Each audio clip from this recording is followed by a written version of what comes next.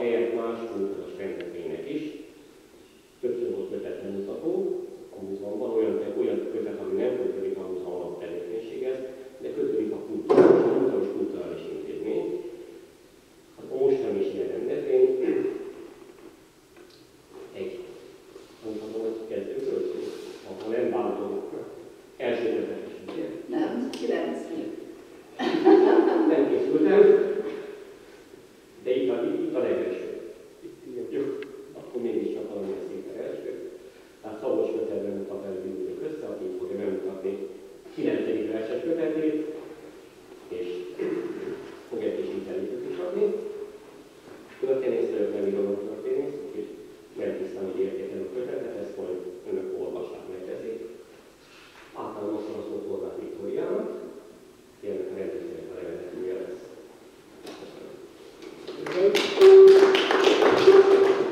Nagyon szépen én is megköszönöm ezt a néhány kedves gondolatot. Köszönjük a lehetőséget, hogy itt lehetünk a Tatabányai Múzeum falai között. Én azt gondolom, hogy a kötet bemutatók alkalmával már voltunk könyvtárban, voltunk művelődési házban, és ez az első alkalom, hogy a Tatabányai Múzeum befogadott bennünket. Ezúton szeretném megköszönni Pál Gabriella igazgatóasszonynak és Kis Vendel igazgató helyettes úrnak ezt a nagyszerű lehetőséget. Nagy tisztelettel köszöntöm a kedves versbarátokat, a versek szerelmeseit. Horváth Viktória vagyok, és én leszek a mai napon ennek a kötetnek a bemutatója kapcsán házigazdájuk. Horváth Szabolcs, Margóra írt gondolatok. A mai délutánon ez a kötet a főszereplő, és természetesen itt van mellettünk a kötet alkotója, Horváth Szabolcs úr. Engedjük meg, hogy felkonferáljon. Köszöntöm a kedves vendégeket, a versbarátokat, és külön megtiszteltetés, hogy ezen a délutánon elfogadta a felkérést, és itt van körünkben Szűcsné Posztovics Ilona, Tatabánya megyei város polgármester asszonya. Én nagyon örülök, hogy egy ilyen színvonalas és nívós rendezvényt tudunk megrendezni, hogy a város vezetőjeként itt van körünkben, úgyhogy engedjék is meg akkor, hogy a polgármester asszony ide szólítsak a képzeletbeli színpadunkon, és hogy a gondolatait megossza önökkel.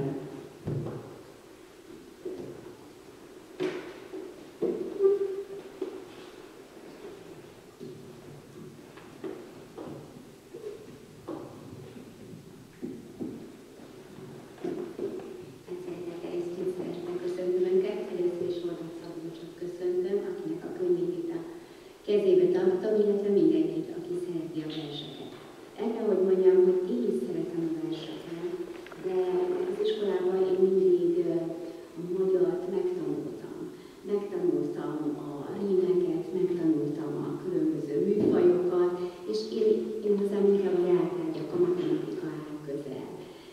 Ezért, amikor a versek, illetve maga a materiális megfogható dolgok, ezért, amikor a verseket olvasom, akkor gyakran tartalmukat keresem, sőt a tartalmuk mögött, a sorok mögött az elrejtett tartalmakat.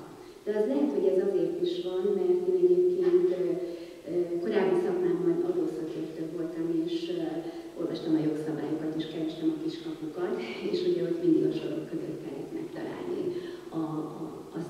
amire az ügyfeleknek szüksége volt. De visszatérve Horváth Szabolcsra és a Margóra írt gondolatok kötetére. Először kinyitottam, és mindjárt az első vers, amit elolvastam benne, nagyon elgondolkodtatott, és ha megengedik, akkor elolvastam ezt a verset. Nézőtér. Tisztában vagyok magammal. Jól tudom, hogy ki vagyok, hogy ti meg mit gondoltok? Gondoljatok csak, amit akartok. Odakint még sötét a nézőtér, idefent már világos a porond. Képzeletben sok embert látok, és hallom a fülemben a tapsot.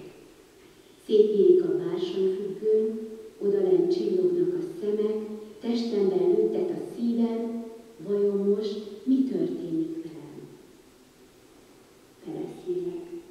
Ebből az álomból csak képzeletem játszott velem, álmomban már zúgott a taps, és zsúfolt volt a nézőterem.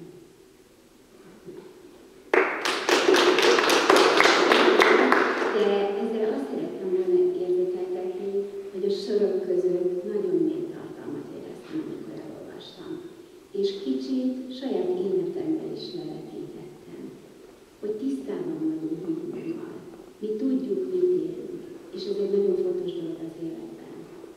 Mi magunkat el tudjuk helyezni, és persze mellette megálmodjuk az életünket, megálmodjuk a jövőnket, felmegy a függöny, és sokszor meglepődünk azon, amik történnek velünk. Aztán felocsolunk, és rájövünk, hogy itt vagyunk Nekem ez a kötet ebből az egy versekéből kiindulva, de még sokat bejelöltem magamnak, azt mutatja meg, hogy Horváth Szabolcs nagyon is létrával jár a földön, és nem terjedős, nem nehezen érthető, könnyen érthető, és az élethez kapcsolódó verseket ír, a mindennapi érzésekhez kapcsolódó. Én szeretném megköszönni a mai meghívást, megköszönni azt, hogy kötetbe foglalták ezt a versecskéket. Tass Gerő gondolatai is nagyon tetszettek, ahogy ő is megfogalmazta, hogy mind az élet dolgai, mind a társadalmi dolgok, mind a szénbányászat, tatabányának a múltja fontos Szabolcs számára, és ezek a gondolatok alapján is örökítette meg verseiben a tatabányai bányászokat. Én szeretnék ezért köszönetet mondani, és mindenkinek ajánlani fogom, hogy olvasson vele, hiszen mindenki talál magának olyan versecskét, ami kicsit magára illik, kicsit a saját életéről szól. Köszönjük szépen, és azt is külön köszönjük, hogy polgármester asszony egy versét is Szabolcsnak így megosztotta velünk. És mielőtt a versek csodálatos világába kalandoznánk, engedjék meg, hogy képzeletbeli színpadunk másik felére ide szólítsam Orbán Gábort, gitárművész zenetanár, aki most a dallamok szárnyán repít el bennünket. Én azt gondolom, hogy ezek a kötetbemutatók mindig egy kicsit így az összművészeti jelleggel szerveződtek eddig is, és nagyon örülünk, hogy itt van velünk Gábor, és csodálatos gitármuzsikájával varázsolja el önöket.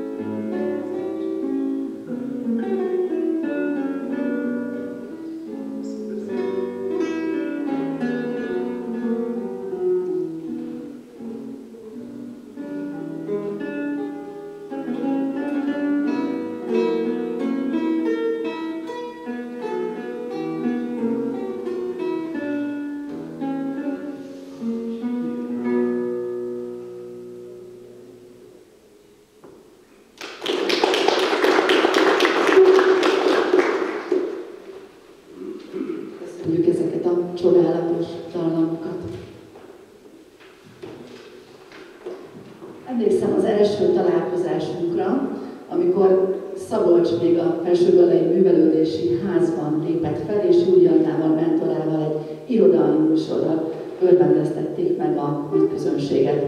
Azután évről évre visszatért, és hol ezen a helyszínen, hol más helyszíneken a legújabb kötetét ajánlhattam, bemutathattuk, beszélgethettünk a versekről, irodalomról, és ezek mindig nagyon inspiráló alkalmak voltak számomra. És még mielőtt Szabolcsnak ezt a kötetét mutatnánk be, és az ebben szereplő verseket felolvasva idéznék meg az ő világát, engedjék meg, hogy Gárdonyi Géza egyik versét mondjam el önöknek. Én azt hiszem, hogy a vers, mint műfaj szépségét nála jobban számomra legalábbis senki nem fogalmazta meg. Gárdonyi Géza Tolsztojnak.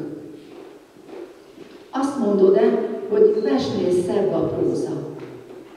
A próza fű, a vers közötte rózsa. A próza billegdélő házikácson, csak úszni tud, bár oldalán a szárnya. A vers csapongó, énekes madár, a földről mindig a magasba száll. A próza csupa bővízű patak, rajt hánykolódva megy a gondolat. A vers aranyoló, tiszta napsugár, a gondolatban ölelkezve száll. A próza morgó, malom kelepe, a vers a szívnek hárfa éneke. A próza málig, szerte hull, ha régi,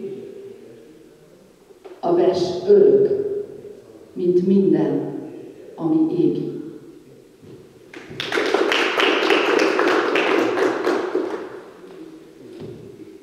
Azt gondolom, hogy ezekkel a szavakkal, ilyen gondolatokkal jól egy ilyen nagyszerű délutánt indítani.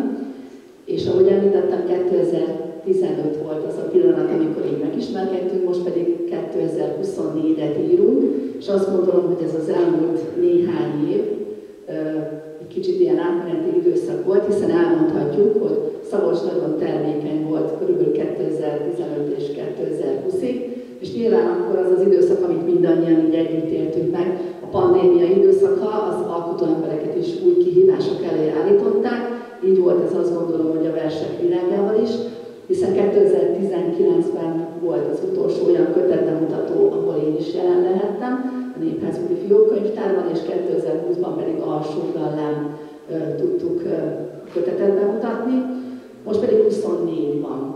Én arról az elmúlt 4 esztendőről szeretném Szabolcsot kérdezni, ami a 2020 és 24-es időszak, milyen inspirációk, milyen élethelyzetek voltak, és miért kellett 4 évet várnunk erre a mostani kötetre. Hát, sok szeretettel köszöntök én is mindenkit. Szeretném megköszönni a múzeumnak, hogy teret adott ennek a kötetbemutatónak. Polgármester asszonynak is sok szeretettel köszöntöm, és köszönöm a megnyitó beszédet. És külön szeretném köszönteni itt az első sorokban a tolkoktatókat, akiket most már 4 éve mondhatom, hogy én vezetek, és egy rendkívül családias hangulatot itt minden hónapban egy órában eltöltünk a versek között, egymás között, egy jó társaságban, én úgy gondolom. És hát köszönet azért a múzeumnak is, hogy havonta egyszer az irodalomnak is helyt ad. Hogy a kérdésre válaszoljak, hát igen, a Covid az sok mindenre rátette a kezét.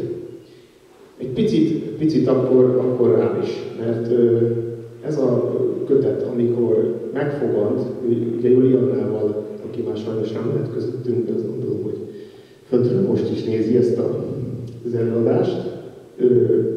Mi mindig ezen a köteten is együtt kezdtünk el dolgozni, és végül is együtt terveztük, meg ötleteltük ki. Nekem az volt az ötletem, hogy a kevesebből adjunk többet. Tehát amit én adok, és itt a versenyben megmutatkozik, az olvasó többet gondolkozzon rajta, mint amennyit elolvas. Tehát, hogy a háttérben az valami ott motoszkáljon az emberben. Juliannának el kell mondanom, hogy más volt az ötlete, teljesen. Ő azt szerette volna, hogyha végre elkezdtek a prózában gondolkozni, és novellákban, illetve egy konkrét regényben kezdek el foglalkozni, ezt is sajnos már nem érhette meg. Az utóbbi fél évben kezdtem el novellákkal próbálkozni, sikerült úgy letennem az asztalra. Az egyik az mondhatni, hogy sikeres lett, a másik majd most fog eldőlni, hogy sikeres vagy nem sikeres. És hát a Covid. Igen, azért én annak a Covid ideje alatt mondhatni, hogy kezdtem el építeni a tolkoktatókat, kerestem meg a szerzőket, és mondtam, hogy lenne egy ilyen ötletem, hogy ha elmúlik a pandémia, akkor havonta egyszer ne csak egymás verseit, gondolatait, novelláit ismerjük meg, hanem egymást is. És így végül azt hiszem, hogy 12 szerzőt tudtam ebbe becsatlakoztatni. A feltétel az volt, hogy vagy Tatabányán él, vagy Tatabányán született, vagy momentán itt lakik. És így elindultam azt hiszem, hogy 8-10 emberrel, és most tartok valahol azt hiszem ilyen 28 embernél körülbelül. Ebbe beletartoznak az aktív tagok, tehát akik mindig itt vannak, a pártoló tagok, akik azt mondják, hogy ez egy nagyon jó ötlet, és sajnos nekik a szerdai hétköznap az nem jó, illetve hát vannak örökös tagjaink, akik már nem lehetnek közöttünk, mint például Szabó Julianna, és rendszeresen olvasok föl, adunk elő Sebestyén Lajos verseket, Gera Sándor, Bosnyák Máriát is szoktunk tőle olvasni, és hát egymás tollából is azért mindig hozunk ide magunkkal valamit, amit mi alkottunk. Én azt gondolom, hogy elérkezett a pillanat, hogy azért néhány verset most így élőben halljunk a szerzőtől, ez mindig nagyon különleges alkalom, úgyhogy én arra kérlek, Szabolcs, és hogyha kedves itt lévők is megengedik, akkor Szabolccsal a régi ismeretség okán tegeződünk. Köszönöm szépen, hogy akkor Szabolcs arra kérnélek, hogy fáradj a mikrofonhoz, és halljunk akkor ebből néhány verset.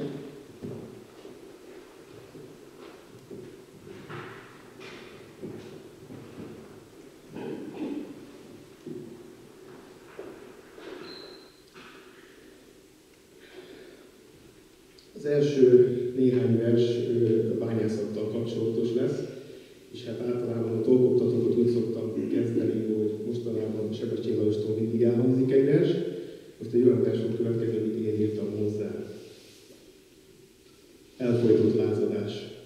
Nagy ember nyugszik méltatlanul, fájó szívvel, hogy én már 8 év. Pajtásai már lassan elfeledték, de bennem nyomot hagyott arcképet. Lázra verték a szólásszabadságot, elnémult már bennem is a lázadás. Tán holnapra engem is bezárnak, mert soraimban csúfa megszólalás. Örökre a barátok között, Gera Sándorhoz. Most, hogy örökre elment, mindenki maga elé néz. Megállt a táncos toll, amit fogott az alkotókéz. Újra régi barátai közt van, kikkel felsőbb gyerek. Vidáman köszöntötte őket, szervusztok régi gyerekek. Elszálltak a hosszú évek, évtizedek, nagyon rég látták egymást, de most újra felismertet minden felső gallai kis pajtást. Ő már Gallának hírhívője, egy öröklétű igaz vándor, nem feledjük el őt sohasem, szívünkben él, kedves Sándor. Lapátolj. Markold erősen a nyelét az öreg kopott lapátnak. Fáj a hátad és a derekad, de otthonodban hazavárnak. Fejlő szenetbe bányász, hisz ez a te sorsod életed, és ha elfogy végleg az erőd, akkor holnap leér. Életet a gyémántért. Naponta hálát adtak ők a szerény kis életükért, és szívüket adták a most újra épülő szép hazáért. Sok mindent feláldoztak a szegény kis családjukért, és hogyha kellett, az életüket adták a fekete gyémántért.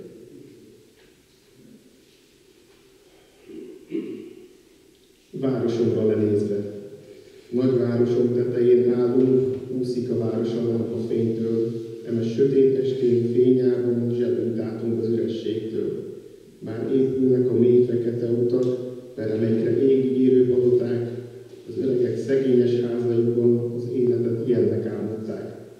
Remény és szeretet csillogott a hús tekintetű szemeikben, őseiknek csak 6 ajtó jutott, és szénpor volt a zsebeikben. Ma már csak emlék a csákány, és a szénpor is emlék maradt. Nekik a halálvésett kemény utat békében nyugszanak a föld alatt.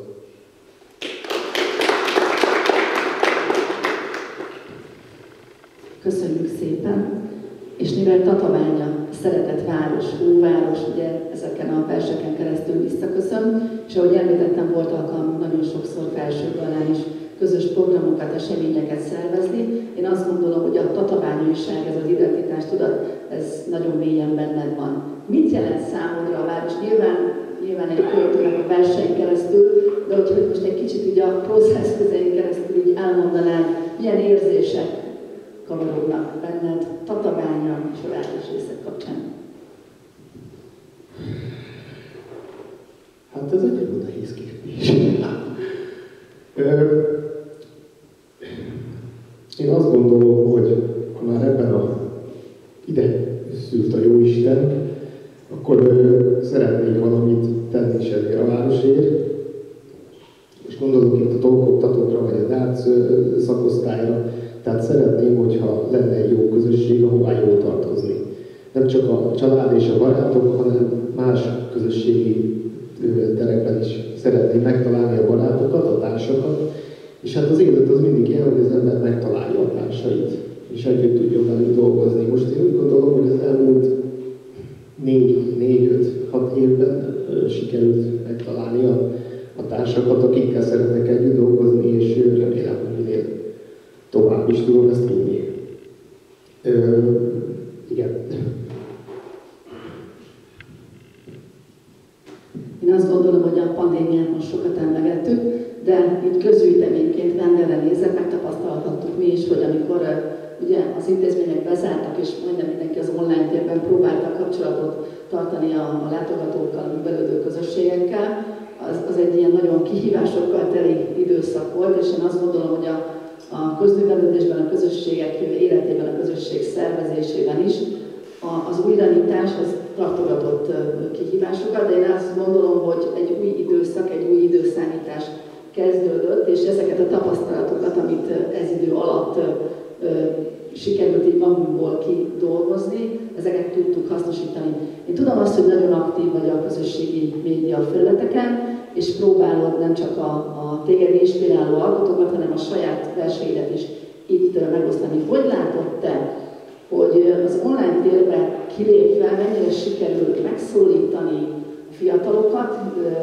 Nyilván vannak már azok a bűvös szavak az új generációk kapcsán, amiket használunk, de hogy te látod azt, hogy az online térnek a hódítása kedvező folyamatokat indít be így a verseny kapcsán, és neked mi a tapasztalatod ezzel kapcsolatban? Hát az én személyes tapasztalatom, hogy a fiatalokat mostanában szerintem annyira nem érdekli a költészet. Én az utóbbi 4-5-6 évben tapasztalom ezt, tehát itt is volt egy ötlet, hogy próbáljuk bevonni a fiatalokat. Én is megpróbálkoztam egy irodalomtanát bevonni, hogy esetleg jöjjön le közénk, és hát, hogyha néhány olyan gyermek van az iskolában, aki esetleg éppen elkezdett verseket írni, vagy novellákat írni, hát, hogyha be tudjuk hozni, és hát, hogyha tud esetleg, most nem kifejezetten tőlem, hanem másoktól tanulni, mert én is nagyon sokat tanulok a tolkoktatók révén, ők szerintem tőlem nem tanulnak sokat, de hát sajnos én azt gondolom, hogy nem jó irányba megy ez a dolog, de jó lenne, hogyha föl tudna maradni az irodalom városi szinten, és hát én nem felejtem el a múltat sem, tehát én nagyon sokat azért próbálok kutatni is, tehát azért én sajnos Sebestyén Lajos bácsit már nem ismerhettem, csak így a versenyen keresztül, és én így történetekből rakom össze az ő életét, az ő lényét, az ő szellemiségét, és ez így nekem azért kicsit nehéz. Gera Sándorral volt személyes kapcsolatom, tehát vele nagyon sokszor beszélgettünk, már amennyit tudtunk, és hát azért szerencsé volt megismerni Bosnyák Máriát is, és hát Juliannát is, igen. Azt hiszem, hogy 7-8 évig dolgoztunk együtt. Igen. Milyen online felületeken találhatók meg a te verseid, vagy esetleg az online térben te hogyan tudod mondjuk itt tárítani a versek kapcsán az ismereteidet? Hát azt gondolom, hogy mindannyiunk számára lehetnek jó tippek. Hát elsősorban a saját verses Facebook oldalon, amit osztok, de most már azt kell mondanom, hogy az utóbbi időben, az utóbbi 2-3 évben a tolkoktatókat sokkal előrébb tettem, és magam elé helyeztem. A tolkoktatók Facebook oldalával 2-3 hetente foglalkozok, és az összegyűlt alkotásaikból minden nap felkerül egy alkotás, és így próbálom azt mutatni, hogy létezik a kör, és hogy mi a mi munkásságunk, irodalmunk. Én ebben a témában mindig azt mondom, hogy én vagyok a legutolsó ember, hiába vezetem én a kört, de mindig én vagyok az utolsó, akit beidőzítek mindig, mert ők fontosabbak. Nekik ugye nincsen, én úgy tudom, hogy nincsen saját Facebook oldaluk, ahol terjeszthetik magukat, az interneten publikálgatnak, de hát nekem meg ott van a sajátom, ahol folyamatosan igyekszem publikálni. Köszönöm szépen, és hogyha már a nagy elődökről volt szó, akkor én azt gondolom, hogy a következő zenei blokkal, akár Sebestyén Lajos, Gera Sándor és Szabó Júlianna előtt is tisztelegjünk, idézzük meg őket, hiszen én azt gondolom, hogy a generációk közötti hatékony kommunikáció, az ismeret átadása, tudás átadása, az mindig nagyon fontos, úgyhogy próbáljuk ezeket a nagy szellemeket most a zene nyelvén megidézni. Hát, hogyha nagy szellemek, akkor már kötelességem bemutatni az első zeneszerzőt, aki jól Sebastyén Bach volt, neki egy hegedű szószonásának az által átiratát, feldolgozását hallottuk. Most pedig Baden-Powell, egy brazil zeneszerző, szintén átiratott feldolgozása következik, aminek a második részét én írtam. Hallgass ezt.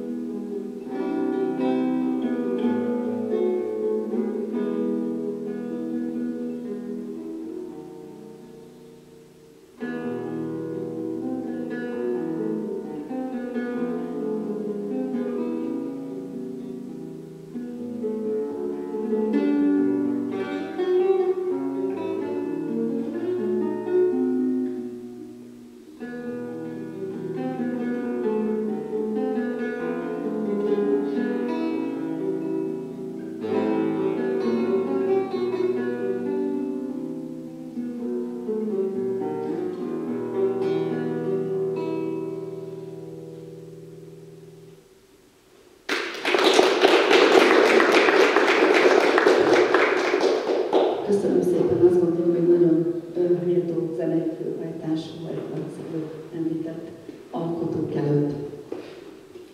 És akkor most konkrétan a kötetről beszéljünk.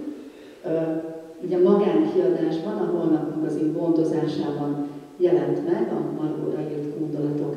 Én azt szeretném megkérdezni, hogy a Gutenberg galaxis és a Zuckerberg galaxis között így félúton mit gondolsz a könyvkiadásról, a verses kötetek kiadásában? Nyilván a magánkiadás az egy külön műfaj, tehát külön kihívásokat rejteget. Meddig tudunk még ilyen formában verseket, gondolatokat olvasni, és hogy te miért tartod fontosnak azt, hogy mindig nyomtatásban is megjelenjenek a köteteid? Kicsit ha erről hallhatnánk. Hát ugye nem magánkiadásban megjelentetni egy kötetet, az nagyon nehéz. Nagyon-nagyon sokat kell rajta dolgozni, munkálkodni, és az a tapasztalatom, hogy az évek, tehát nem az, hogy egy vagy kettő, hanem több. És az nagyon-nagyon nehéz. A magánkiadásban viszont mondhatni, hogy az a szerencsésebb, hogyha az ember dolgozik egy könyvön, és benne teszi, úgy gondolom, ugyanúgy a szívét és a lelkét, már hogy próbálkozom én is beletenni, aztán, hogy sikerül, ahogy sikerül. Ezt majd az olvasók eldöntik, hogy mennyire sikerül, ez nekem nem az én megítélésem, én nyilván igyekszem, ami legbelülről jön. És azt kell mondanom, hogy ez így egy kicsit könnyítés. Így azok a verseim is eljuthatnak az emberekhez talán, akik annyira nem szeretik az irodalmat. És azért volt már szerencsém ebben, hogy olyanhoz is eljutott, aki engem nem ismert, vagy egyáltalán a verseimet nem ismerte. És azt gondolom, hogy egy könyv, egy kötet, az mindenkinek valahol, de végülis nekem valahol kicsit a gyermeke is. Tehát én ezekkel nagyon igyekszem sokat dolgozni, és ez mindig egy életszakasz, amit az ember magában lezár. Én azt szoktam mondani, egy kötet ott kezdődik, amikor az ember eldönti a címét, és elkezdi írni. És a vége pedig akkor van, amikor lemegy az napi könyvbemutató. Tehát ez a kötet most úgy mondom, hogy kifut, itt egy korszak, mondhatni, hogy lezárul, és kezdődik egy új korszak. Most én ebből megcsináltam 9-et, és amikor végignézek a könyves polcomon, akkor kicsit mindig jó érzésekkel nézek vissza, hogy milyen voltam akkor, és milyen vagyok most. És honnan indultam, és hol tartok most. És hol szeretnék tartani, mit tudom én, 10-15-20 év múlva. Az ember nem élhet célok nélkül, és mindig kell, hogy az embernek legyen célja, mert ha elfogy az embernek a cél, akkor nincs miért élnie. Köszönöm szépen. És akkor, ahogy említettem, itt van a kötet, Tajs Gergő írta az előszavát, aki most nem tudott ugye itt lenni közöttünk, de régóta fűz benneteket össze a versek iránti szeretet és barátság is. Én úgy tudom, hogy a Slam Poetry kapcsán voltak jó kezdeményezések, esetleg a későbbiekben várhatjuk el, hogy tényleg ezeket a fiatalokat megcélzó projekteket újraélesztitek. Hát igen, a Gergővel 2017-ben ismerkedtem meg a Slam Poetry kapcsán, aztán valamikor a 2020-as években a Slam Poetrynek vége lett. Aztán kívánom megindokolni, hogy miért. Én szerettem volna, hogyha tovább működne, mert az is egy nagyon jó közösség, egy fiataloknak szóló közösség, és hát a Slam Poetry nagyon közel áll az irodalomhoz, sőt, hát a Slam Poetry főleg a fiatalabb generációt hozza be az irodalomba. Azt tudni kell, hogy a Slam Poetrynek minden évben van országos bajnoksága, azt hiszem most volt a 12.-3. Pécsen, Győrben, Szegeden nagyon nagy közösségek vannak, tehát ott 15-20-30 fővel működik egy közösség, és hát az országos bajnoki döntőbe se egyszerű bejutni. Én tudom, hogy van egy előválogató, ami a különböző városokban lezajlik, és onnan általában az elsőket, vagy az első kettőket azért behívják az előválogatóra most már. Tehát régen úgy volt, hogy jelentkezni kellett, hogy szeretnél részt venni a Slam Poetry országos bajnokságban, most már úgy tudom, hogy nem. Tehát, hogy csak akiket meghívnak, a legjobb 64-et, talán vagy legjobb 32-t hívják meg az országban. Jó lenne, hogyha újra lenne Slam Poetry, mert szükségét látom annak, hogy legyen, de az, hogy lesz-e újra Slam Poetry, azt én nem tudom megmondani. Köszönjük, és ha már Gergő nincs itt velünk, egy kicsit az előszóból hadd idézek. A Margóra írt gondolatok tematikáját tekintve is igen színesnek mondhatunk. A költő az új közegben néhány idegennek ható mozdulattól eltekintve mégis önazonos tud maradni. A család, a szerelem, a mindennapi kihívások önreflexió, társadalmi és közéleti kérdések, a lét apró rezdülései mellett szélreépült szülővárosa és annak szervező ereje a bányászat és a bányászat előtti őszinte fölhajtás is központi elemei írásainak. Ugye az első blokkban ezeket a verseket hallottuk, és most a második blokkban pedig a legelementálisabb érzés, a szerelemről fogsz nekünk mesélni, ahogy te átéled, ahogy te látod, szerelmes versblokkunk következik, Horváth Szabolcs tollából. Merülés. Üveglapos, kicsi asztal, raktek üvegpohár, majd színűzik tele ivóvízzel a pohár. Végtelenül a pohárba kevés édesség kerül, cukor megy a vízbe, mely azonnal elmerül. Ez az elegy hasonlít a legjobban kettőnkre, mert így váltunk egyé, úgy hiszem, mindörökre.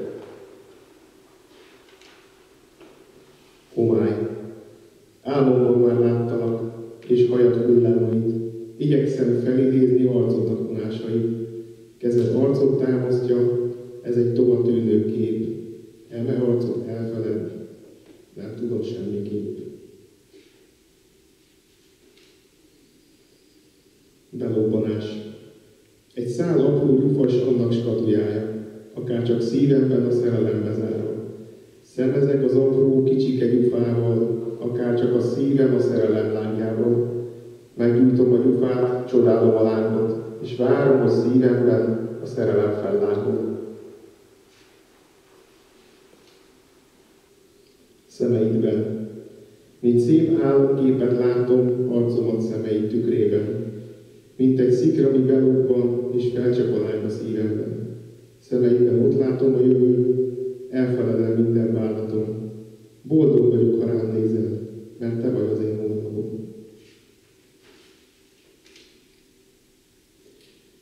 Tükörképen. Nagy terem előterében hatalmas csoda tükör van. Láttam benne csodaszépet, melytől majd elátszal. Szép, mosolygós, jókedélyű, bájos és igazán élettel teli. Tudom, hogy ő lesz az, ki minden bajomat feletteti.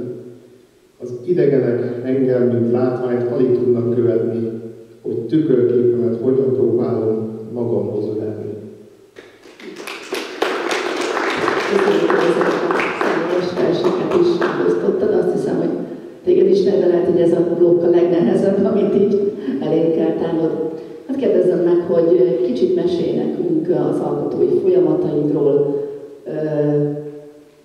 mennyire könnyen megy az írás, hol jön az ihlet, milyen szent helyeik vannak. Ugye a héten volt pont egy szanktum irodalmi Tatán, és az ott lévő alkotó művészek a szent helyről beszéltek nagyon sokat. Vannak-e neked ilyen szent helyeid, hol szólít meg leginkább az ihlet, hol tudsz a legkreatívabban alkotni? Hát az ihlet az változó helyen tud megszólítani. Valamikor csak jön egy ötlet, egy téma, és azt föl szoktam írni. És akkor azt hagyom egy pár napig érlelődni, és akkor majd egyszer csak kigondolom. De nagyon sok helyen érintett már meg az ihlet volt, hogy egy hulló falevél adott valamit, és nem őszi tájképet, tehát bármi adhatja az ihletet. Kedvenc helyeim? Hát most ugye nem tudom, hogy mit mondjak. Az egyik ilyen, lehet úgy mondani, hülyeségem, hogy félálomba fejbe éjjel verseket szoktam úgy összetenni, de az egyik ilyen kedvenc helyem álomfogmosás közben. Az úgy engem is meg tud lepni, és akkor kicsit tovább tart a fogmosás. Köszönöm.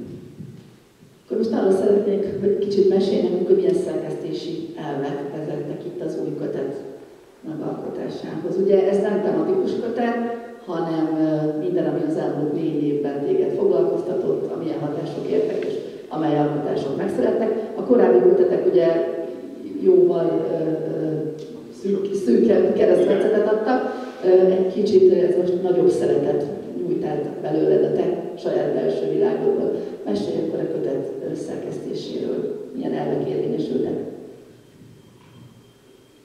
Ugye, mint mondtam, azon kezdtünk ezen a vonalon elindulni, hogy annál valahogy kevesebb több. Én szerettem volna egy kicsit a bányászat témát is, ha jól számoltam, akkor összesen a 100-ből 10 az tatabánya és a bányászat.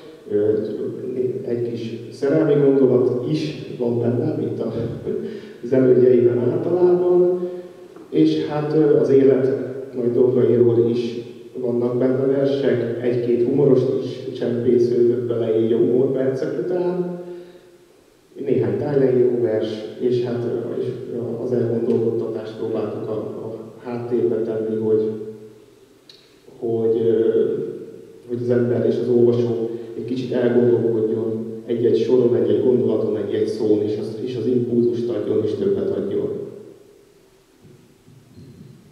Köszönöm szépen. Nézzek, lehet, hogy akkor egy következő zenei blokk felé neveznénk. Következik Antonio Vivaldi Cantabile című művének átírata.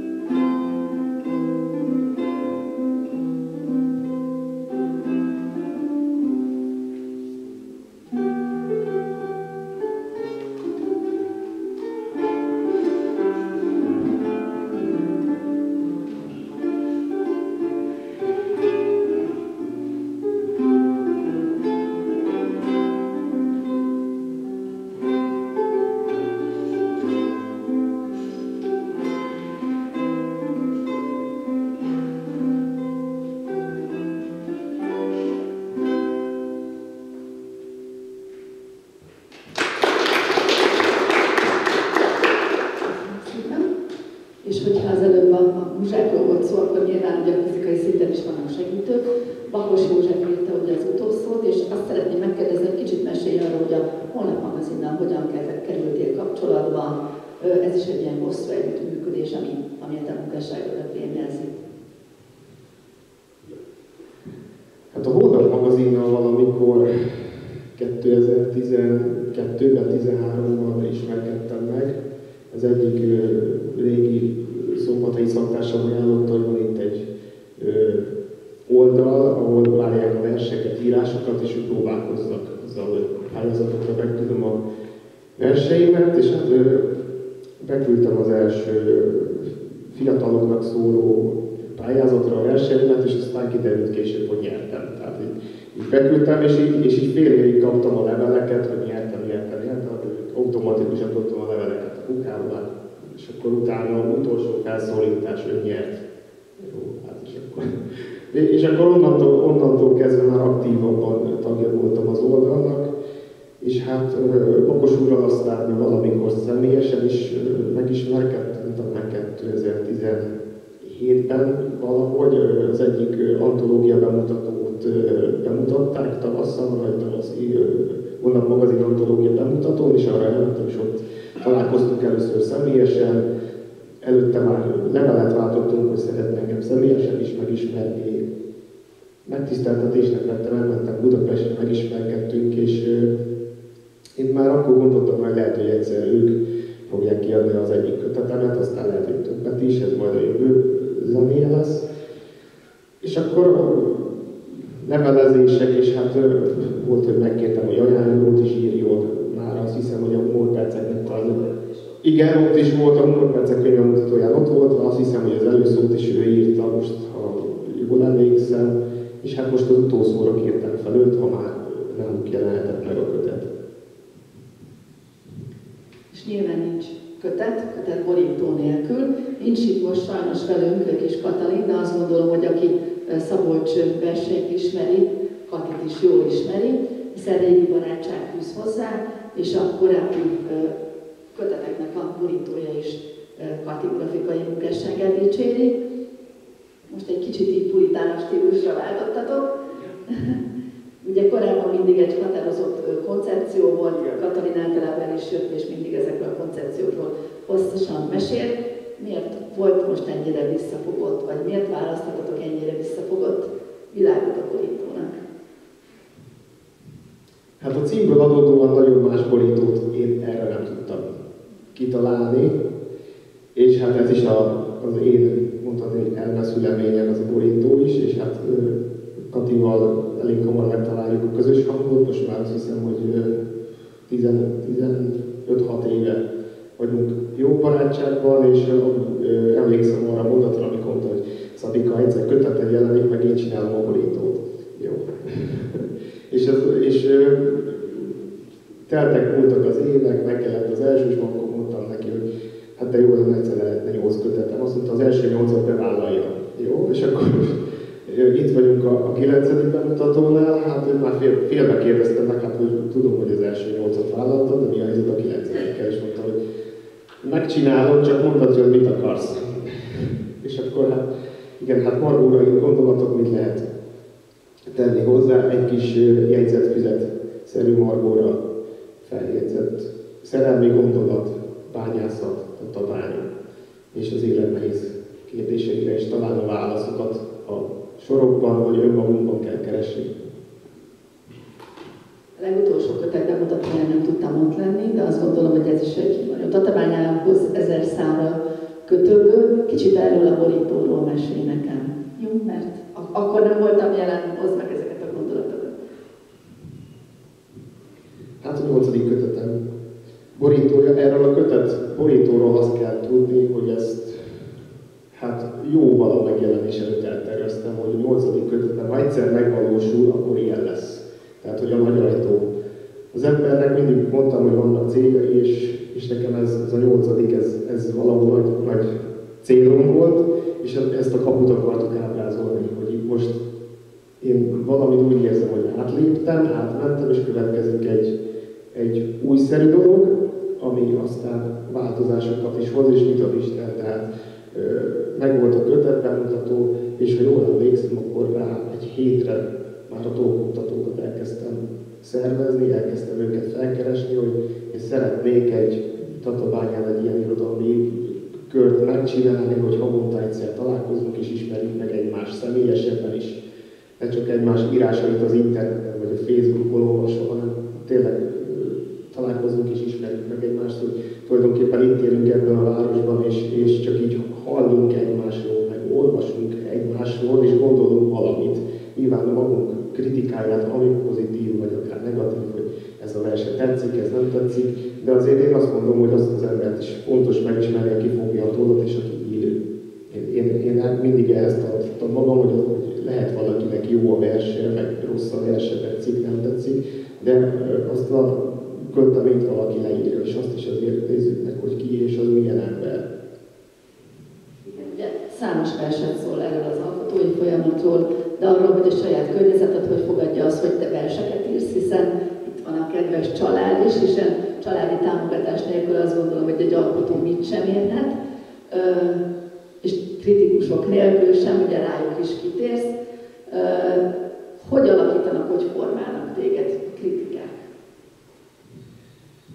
Hát a legelején nagyon-nagyon rosszul érintett volt, hogy lelkileg is rosszul érintett, nehéz volt feldolgozni, és hát tényleg most visszatérve a kapura, volt egy olyan pillanat, amikor azt mondtam, hogy elengedem. Tehát nem foglalkozok a kritikával, ha pozitív, ha negatív.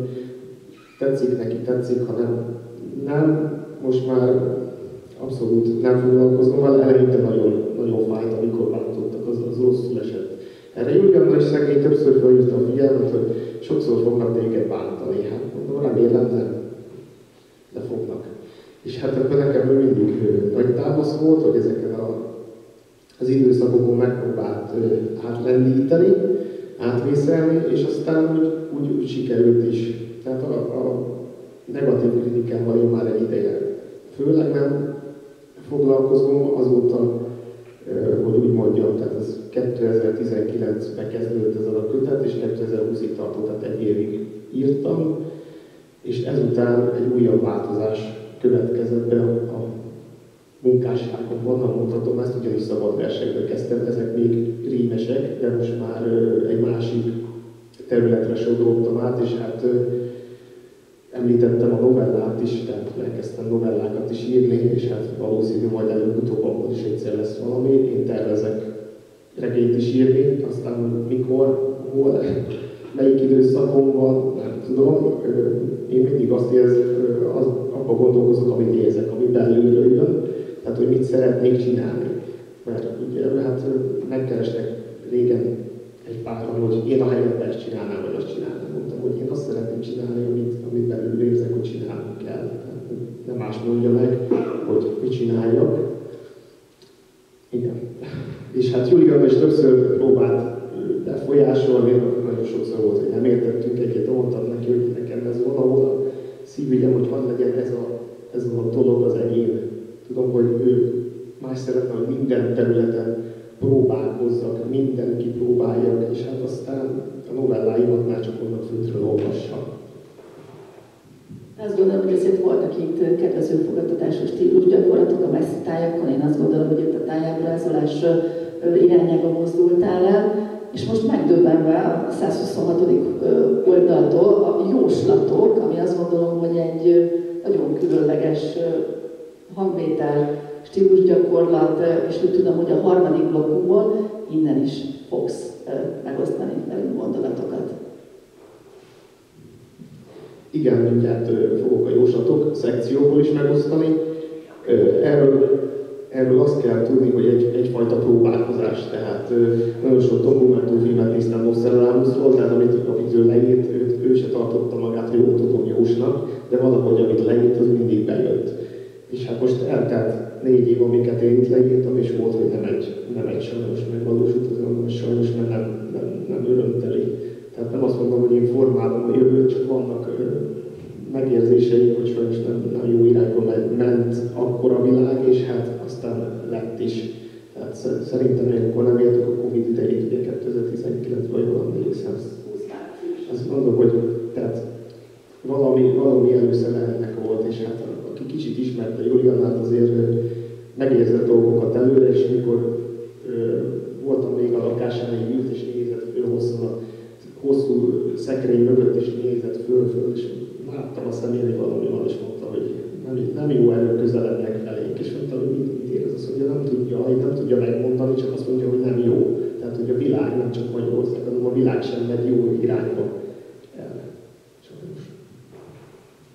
Én azt is érzem, hogy kicsit a jóslatok résznél ez a te belső helyed, ez a te szent szanktumod, az, ami így feltárul, mert hogy téged is tényleg meglepő mélységekig mész le, tehát a lélek olyan rejtett zugait járod be ezzel a néhány nappal, ami engem is meglepett, és ha most megengeded, akkor hozd meg ezeket a jelenlévőkkel is.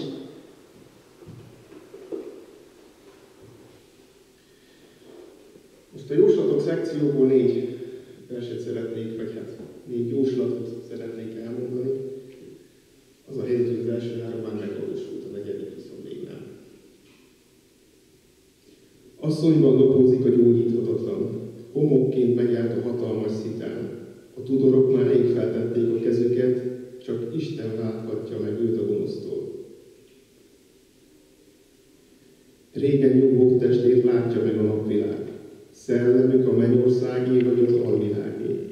A katakombákat a földdel teszik egyenlővé, a téglaházban többé senkit nem mentenek.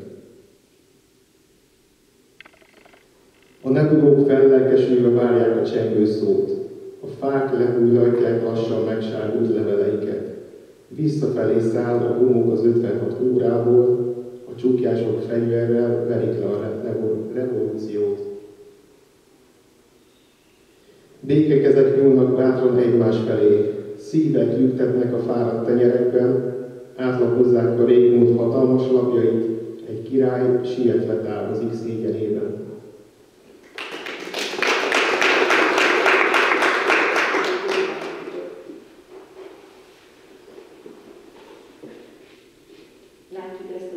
Látjuk ezt az évet, amit 2015 óta ugye a saját alkotói munkásságoddal így felvázoltál előttünk.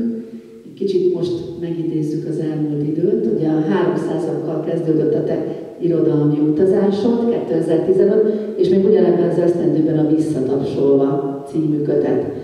A 300-ak után a Visszatapsolva miben hozott más, miben hozott új szint a te verselésedben? A Visszatapsolváról azt kell tudni, hogy az sem az életemben volt. Tehát kiment a 300 című kötettel, leütöttem az utolsó pontot, és hát nagyon boldog voltam, hogy ezt végig tudtam csinálni. És hát eltelt egy kis idő, én azt mondtam, hogy akkor fél évig tolvat nem ragadok, tehát nem érdekel a versenyzés, és semmi nem érdekel, és akkor tanultam Szombathelyen, és az egyik szaktársam azt mondta, hogy csinál tovább. Mondom, hát most szeretnék egy kicsit szünet, semmi, nem bírod, de csinál tovább. És hát mondom, semmi ötletem, semmi tervem, célom nincs.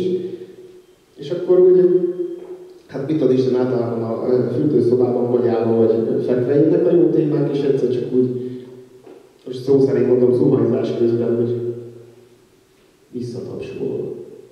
És ez úgy beugrott. Igen, és annak ugye a borítóján egy színpad látható, és egy közösség.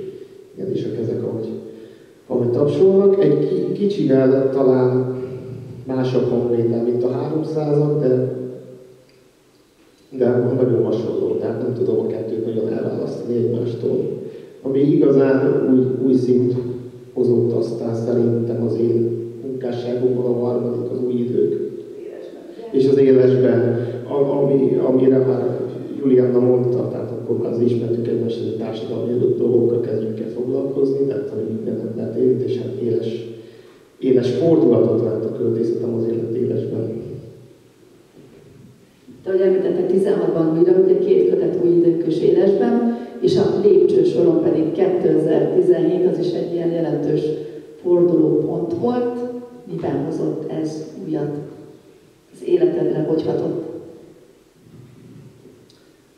Hát a lépcsősoromnak maga a címe, az onnan fogom meg, hogy rengetegszer mentem át itt a tatabányi aluljáról, és hát a borítón azt hiszem a hátul, nem, az elő oldalán van szegény egy hajléktalan bácsi, és hát mindig ott ült, amikor én átsétáltam a lépcsősoron, és hát mindig azért lett ez a címe, mert az ember is mindig fölfelé halad a lépcsősoron, mindig új kihívások, és hát mindig felfelé megyünk, és hát én azt gondolom, remélem, hogy az életünk legvégén is remélem, hogy mindenki felfelé fog menni, és nem lefelé. Igen, tehát a lépcsősoron annyiban más, hogy ez is szabadabb kötet volt. Egy picit abban is azért voltak szerelmi gondolatok, és már talán ott érződött a 6. kötetemnek a messzitájakon, ami már szintén Julianna ötlete volt, hogy tájleírás. Tehát, hogy csak természet, táj, semmi szerelem. Hát Julian, ez nem lesz egyszerű, megcsinálod. Jó. Hát mondom, megpróbálkozom vele, ő már tudta megcsinálni. Jó, hát megcsinálni meg lehet, csak hát a végeredmény ez nem mindegy, hogy milyen. Aztán hát ezt a közönség eldöntötte, hogy végül is milyen az volt, azt hiszem a könyvtárban az a mutatója. Az elmúlt 9 év milyen nagy költőóriások hatottak rád, hogyha így visszatekintesz, akkor kicsit foglaljuk össze, és kis rezümét hozzunk így össze, hogy kik azok, akik a leginkább hatottak rád, melyik kötetnél, hogyha egy kicsit így, ugye mindegyik kötet egy új stílusgyakorlat, és milyen költőóriások nyomát érhetjük tetten.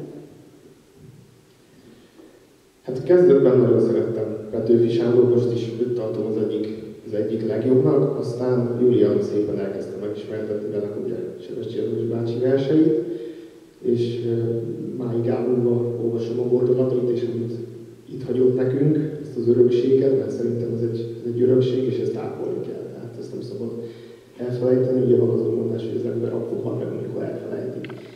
Bízom benne, hogy azért ameddig még én élek, addig valahol Lajos bácsi versei és gondolatai is közöttünk lesznek.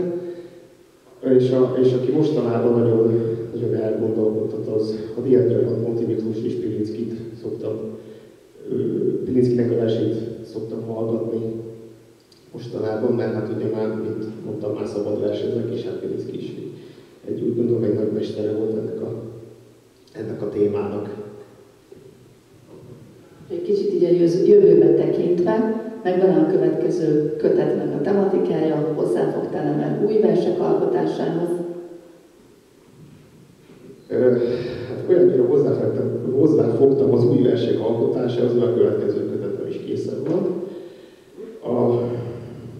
A Szökő gondolatok címmel, és ebben már vannak a szabad versek. Erről azt kell tudni, hogy ez nekem még mindig egy nagyon próbálkozásos téma. Igaz, hogy azokkal a versekkel már értem el országos sikert is. Tehát, ha jól emlékszem, akkor több mint 700 pályázóból a legjobb 12-re kerültem, abból a kötetből nem tudom hány versen, azt hiszem 10 vagy 15. És most a 11. könyvemet írom, az Át a szívemet címűt, amiben az első 8-ból próbálok majd válaszolni azokra a versekre, tehát mindig visszaolvasom mostanában magamat, az akkori fiatalembert, visszaolvasom azokat a verseket, és egyfajta levelezésbe kezdtem önmagammal az akkori fiatalemberrel, és mindig azon gondolkozom el, hogyha az a Szabolcs is olvasná, amit én most írok neki, akkor értenie, és tudna belőle tanulni. És ez gyakorta elgondolkodtat, azért, mert szerintem lesz olyan fiatal, esetleg egy fiatal kezébe venni majd azt a könyvet, akkor lehet, hogy ő is tudna rá valami bölcsességet meríteni, hogy az életből, meg az akkori helyzetekből. Akkor tervek vannak, magánkiadás, vagy esetleg próbálkozol azzal, hogy valamilyen támogatás formájában? Hát jó lenne, hogyha lenne támogatás. Ennek szerintem minden tűzszerző társam szerintem örülne. Hát meglátjuk, hát az ember próbálkozik, több-kevesebb sikerrel, én mindig azt mondom, próbálkozni kell, aztán vagy sikerül, vagy nem, de ott kell lenni lélekben, és az ember megpróbáltam, az ember nem próbálja meg, akkor mi lett volna, ha tudjuk, vagy kérdést az életre is, mert hogyha megpróbálom. Tehát, hogy valahol egy kicsit így az elődekből merítve azért hát szegény Sándor is azért 4 kötete megjelent, és valahol rajta is láttam azt, hogy mi lett volna, ha még többet próbálkozunk. Én emlékszem, hogy egyszer pályázott egy pályázatnál, és nem került el, és szegény elgondolkozott azon, hogy végleg abban hagyja a versenyzést, és akkor azt mondta, hogy hát nem ér annyit, hogy most azért, mert egy szerkesztőség, egy zsűri azt mondta, hogy ez ne haragudjon, ez nem jó, azért teljesen elrúgjuk azt a hobbit, azt a szenvedélyt, amit mi szeretünk és élvezünk csinálni, és vannak emberek, akik ezt elolvassák, és dicsérik, hogy ez azért tetszett, és gratulálok, és tök jó az a verseny. Jó, hát persze vannak nem tetszik az embernek, de amikor az egyik versét azért megdicsérik, azért biztos jól esik neki, hogy ez tetszett. A tolgoktatókkal milyen terveket szőttök, milyen lehetőségek áll ezelőtt az irodalmi kör előtt, és hogy tud egy kicsit így a város kulturális vérkeringésébe becsatlakozni, milyen kihívások állnak előttetek most? Hát ez nagyon jó kérdés.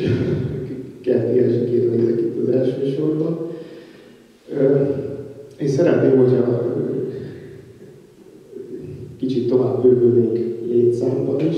Természetesen jó lenne, hogyha időben is, tehát hogy egy kicsivel tovább tudnánk maradni, nem rajtam múlik. A következő nagy vágyálom az, hogy a 2023-as antológiát, ami online megjelent, azt egy jövőre vagy 2 év múlva egy ilyen formában, tehát hogy kézbe vehetően egy megyei irodalmi antológiát valahogy összeszedni azokból az emberekből, akik tagjai a körnek, vagy még nem tagjai, de szeretne megmutatkozni, tehát jó lenne, mert ilyenre úgy tudom, hogy rég nem volt példa, és hát mondta, hogy próbáljuk meg. Azt mondtam nekik, hogy sajnos csak online, mert ismerettség hiányában ez azért nehéz, neki adó hiányában, és hát anyagi támogatást én sajnos nem tudok rászerezni, de viszont úgy látom, hogy azért jó lenne az olvasóknak is, hogy megismerni esetleg a többi szerzőt, tehát nem csak egy-egy kötet bemutatóval, hanem egy ilyen kórképet adna így az irodalmi közösségről, már hogy az amatőr vagy nem amatőr, hát most jó lenne.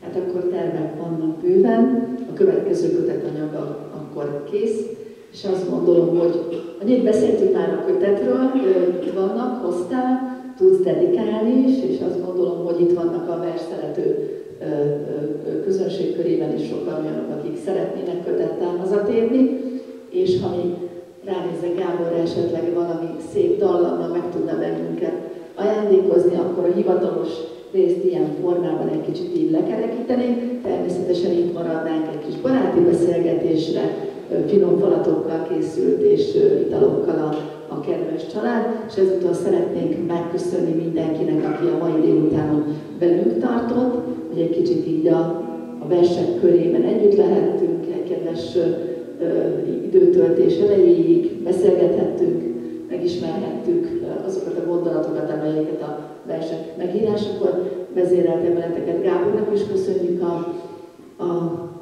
a zenei szolgáltatást, és azt gondolom, hogy mindenki, aki itt van velünk, még beszélgethet, Szabolccsal, tehet fel kérdést, dedikálhat, és ezúttal szeretnénk megköszönni mindenkinek, aki ma velünk itt volt, hogy jelenlétével emelte a délután fényét. És akkor Gábori és a gitár jösszünk. Saját zene, tegnap este jó.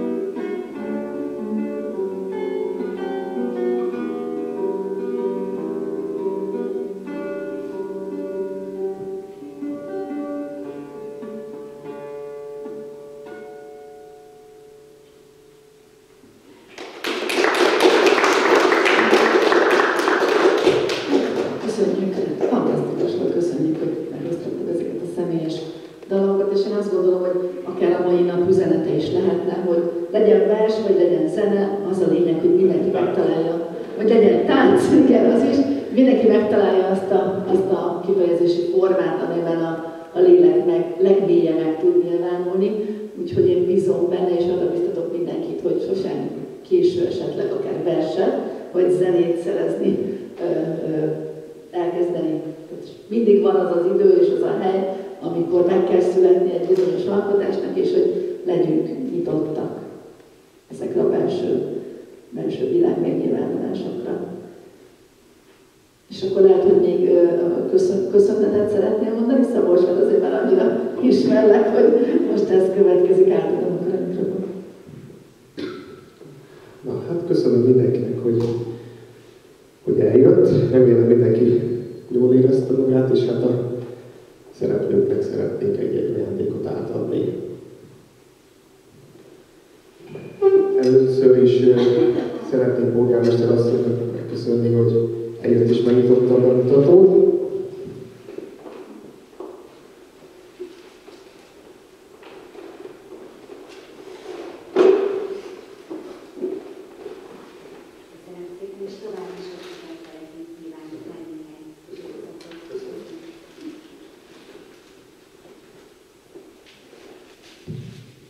Aztán szeretném Gábornak is megköszönni a mai dallomokat.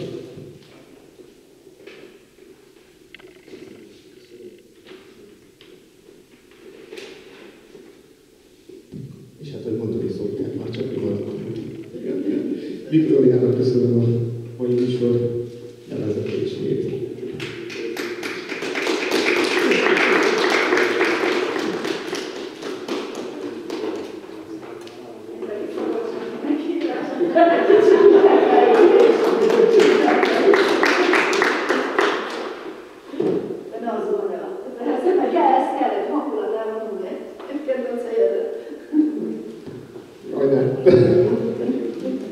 Köszönöm szépen, és akkor hát egy kis vendégelésre mindenkit szeretettel várunk. És dedikálok is, aki szeretne könyvet vásárolni. Köszönöm.